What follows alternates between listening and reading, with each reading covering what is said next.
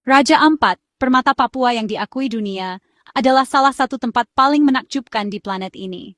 Gugusan pulau-pulau karst yang tersebar di atas lautan biru kehijauan menciptakan panorama yang tak tertandingi, seolah-olah surga benar-benar turun ke bumi.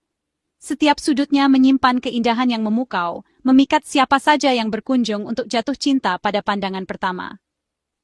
Wilayah ini adalah rumah bagi ribuan pulau kecil, atol, dan laguna yang membentang sejauh mata memandang.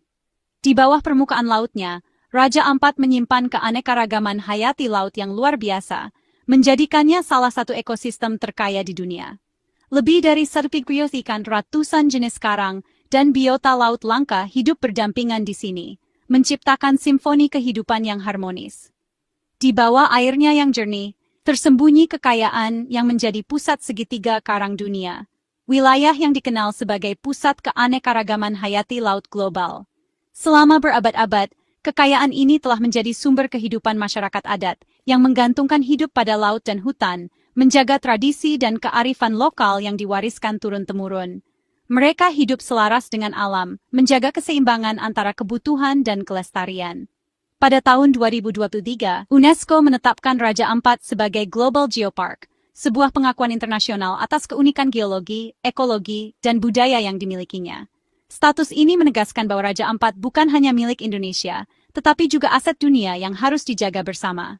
Penghargaan ini menjadi harapan baru bagi upaya pelestarian, sekaligus tantangan untuk menjaga warisan ini tetap lestari. Namun, di balik pengakuan dan keindahan ini, ancaman eksploitasi nikel dan pertambangan lainnya mengintai. Tekanan ekonomi dan kebutuhan pembangunan menempatkan Raja Ampat di persimpangan jalan, antara pelestarian abadi yang menjamin masa depan, atau kerusakan permanen yang tak bisa dipulihkan. Alam yang rapuh ini bisa saja berubah selamanya jika keputusan yang diambil tidak bijaksana. Pertarungan antara konservasi dan eksploitasi di sini mencerminkan dilema pembangunan Indonesia secara keseluruhan. Apakah kekayaan alam harus dikorbankan demi pertumbuhan ekonomi jangka pendek, ataukah kita mampu menjaga warisan ini untuk generasi mendatang? Untuk siapa sebenarnya Raja Ampat? Apakah untuk masyarakat lokal, bangsa Indonesia, atau dunia? Keputusan yang diambil hari ini akan menentukan masa depan Raja Ampat. Apakah ia akan tetap menjadi surga dunia yang lestari, atau berubah menjadi kisah kehilangan dan penyesalan akibat pilihan yang salah? Masa depan Raja Ampat ada di tangan kita semua, sebuah tanggung jawab besar yang harus diemban demi bumi dan generasi yang akan datang. Raja Ampat, salah satu surga biodiversitas dunia, seharusnya mendapat perlindungan maksimal dari 3 lapis hukum yang sangat jelas. Peraturan Presiden Nomor 81 Tahun 2023, Putusan Mahkamah Konstitusi Nomor 35 Tahun 2023, dan Undang-Undang PWP3K. Ketiga aturan ini tidak hanya sekadar dokumen di atas kertas, tetapi merupakan fondasi hukum yang dirancang untuk menjaga kelestarian pulau-pulau kecil seperti Pulau Gek dari ancaman eksploitasi. Dalam pasal-pasalnya, ketiganya secara tegas melarang segala bentuk pertambangan di pulau-pulau kecil, termasuk Pulau Gek. Larangan ini bukan tanpa alasan. Ekosistem di wilayah ini sangat rapuh dan mudah rusak, sehingga perlindungan hukum menjadi benteng terakhir untuk mencegah kerusakan yang tak bisa diperbaiki. Putusan Mahkamah Konstitusi bahkan menekankan pentingnya keadilan antar generasi, bahwa sumber daya alam yang kita miliki hari ini tidak boleh dihabiskan atau dikorbankan, sehingga hak generasi mendatang tetap terjaga. Ini adalah pesan moral dan hukum yang sangat kuat, menegaskan bahwa masa depan Raja Ampat harus dijaga bersama. Namun, realitas di lapangan seringkali jauh dari harapan. Izin tambang di Pulau Gek masih aktif dan beroperasi, menciptakan paradoks hukum yang membingungkan masyarakat. Di satu sisi, hukum melarang, namun di sisi lain, praktik pertambangan tetap berjalan. Mengapa aturan yang sejelas dan sekuat ini seolah tak berdaya menghadapi kepentingan ekonomi yang besar? Apakah ada celah dalam implementasi, ataukah tekanan ekonomi lebih kuat dari suara hukum dan masyarakat? Di mana letak kelemahan penegakan hukum kita? Apakah pada pengawasan, penindakan, atau justru pada komitmen para pemangku kepentingan untuk benar-benar melindungi lingkungan?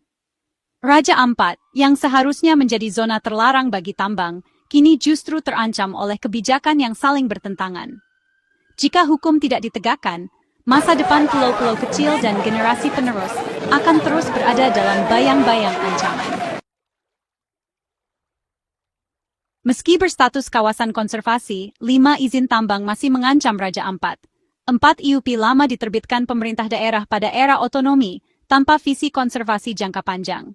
1 izin, kontrak karya PT Gak Nikel anak usaha BUMN PT Antam, dikeluarkan pemerintah pusat, memberi kepastian hukum dan investasi jangka panjang.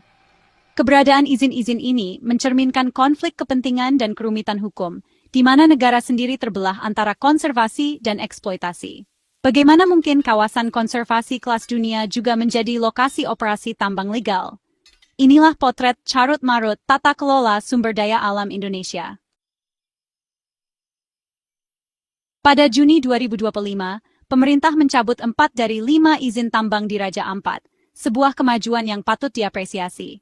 Namun, izin terbesar milik PT Nikel tetap dibiarkan berlaku, menimbulkan kecurigaan bahwa langkah ini setengah hati.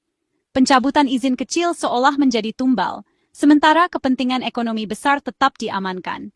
Jika pemerintah serius melindungi Raja Ampat, seharusnya tak ada pengecualian. Perjuangan membebaskan Raja Ampat dari tambang masih jauh dari selesai.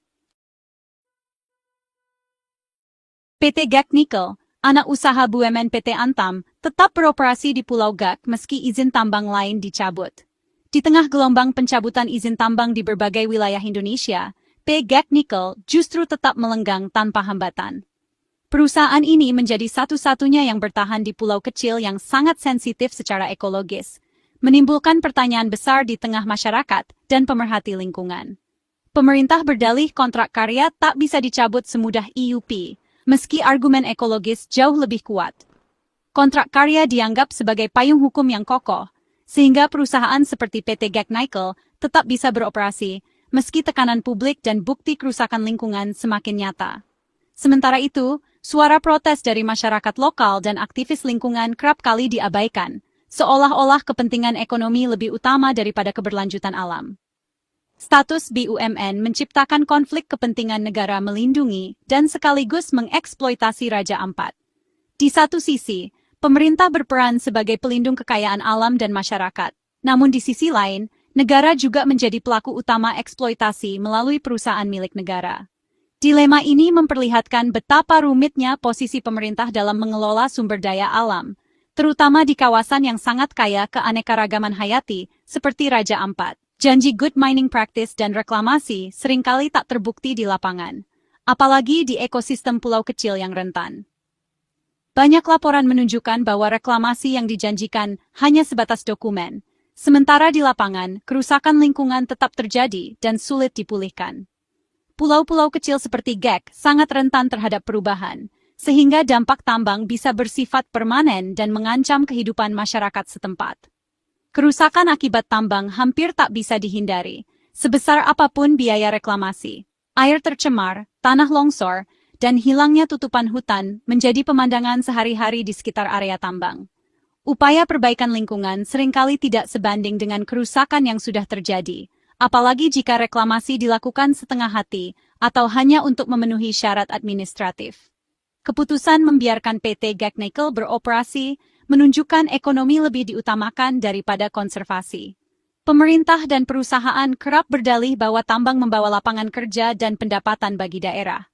Namun kenyataannya, manfaat ekonomi seringkali tidak sebanding dengan kerugian ekologis dan sosial yang ditanggung masyarakat lokal.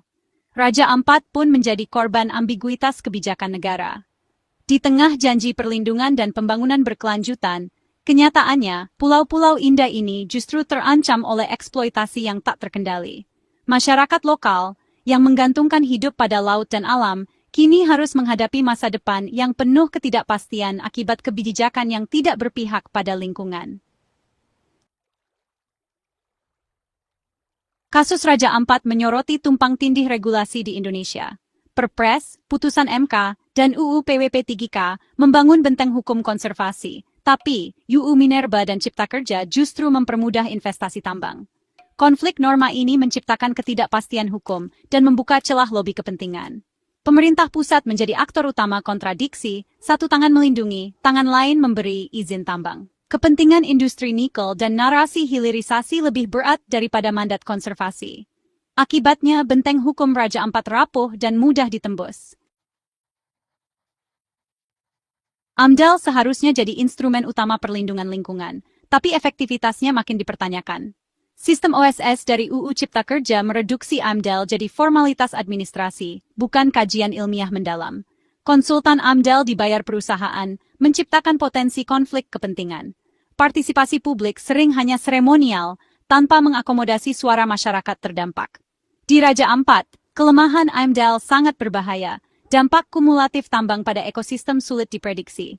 Jika AMDAL hanya jadi legitimasi izin, janji penambangan bertanggung jawab hanyalah ilusi. Menambang di pulau kecil seperti GEK sama saja menyalakan bom waktu ekologis.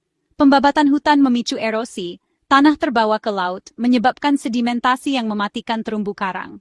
Terumbu karang mati, ribuan spesies kehilangan rumah, dan keanekaragaman hayati runtuh. Limbah tambang dan tumpahan kapal mengancam air tawar dan biota laut. Kerusakan ini permanen, tak bisa dipulihkan. Nelayan kehilangan sumber ikan, ekowisata hancur, masyarakat kehilangan penghidupan dan warisan budaya. Janji lapangan kerja tambang tak sebanding dengan kehancuran jangka panjang. Inilah risiko nyata yang dipertaruhkan di Raja Ampat. Kontroversi tambang Raja Ampat adalah refleksi pilihan peradaban, mengejar ekonomi jangka pendek, atau menjaga warisan dunia. Pembangunan sejati harus menyimbangkan ekonomi, sosial, dan lingkungan. Merusak Raja Ampat demi nikel adalah pembangunan rabun dan tak bertanggung jawab. Pencabutan 4 izin tambang adalah awal, tapi belum cukup. Seluruh Raja Ampat harus bebas dari tambang, termasuk evaluasi izin PT GEK Nikel secara transparan. Penegakan hukum harus tegas, bukan sekadar formalitas. Menjaga Raja Ampat adalah tugas bersama, untuk pemerintah, masyarakat, dan dunia. Pastikan generasi mendatang masih bisa menyaksikan surga ini, bukan hanya mendengar ceritanya.